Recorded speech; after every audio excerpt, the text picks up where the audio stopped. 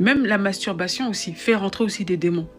Beaucoup de gens qui pratiquent la masturbation, en fait, se retrouvent dans une forme de médiocrité.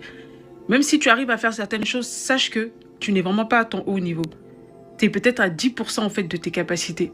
Parce que en fait, si tu ne pratiquais pas toutes ces choses-là, si tu n'avais pas cette activité sexuelle illicite, tu irais encore plus loin, tu aurais encore plus d'énergie.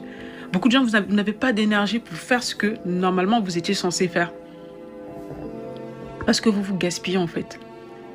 Et c'est pour ça qu'ils font exprès de sexualiser ce monde-là. Ils mettent la sexualité partout. Ces gens-là sont pervers en fait. Ils font en sorte que le X soit facilement disponible. D'accord?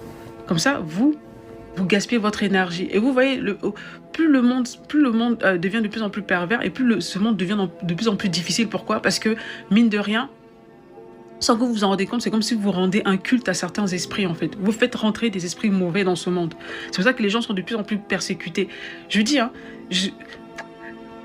si vraiment Dieu pouvait vous dire pourquoi il déteste la fornication, je pense que vous ne la pratiquerez plus, en fait. Vous vous en rendez pas compte, en fait, du mal que vous faites, en fait. Je dis, hein, la sexualité, c'est comme un hôtel, en fait. C'est comme un hôtel.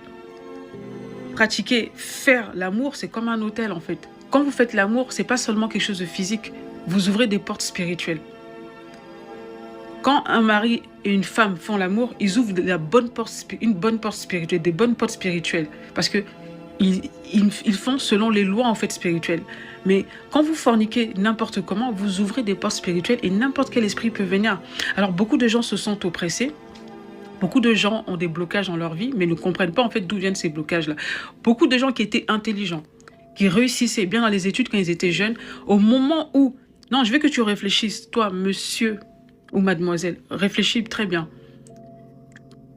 Tu étais brillant à l'école. Tu travaillais bien à l'école. Tu étais quelqu'un de calme, de joyeux et tout ça. Et au moment où tu as commencé à avoir des rapports sexuels, il y a des choses qui ont changé en toi.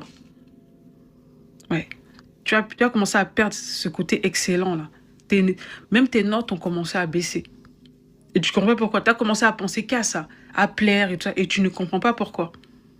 Et au fur et à mesure, tu as commencé à t'éloigner des choses essentielles.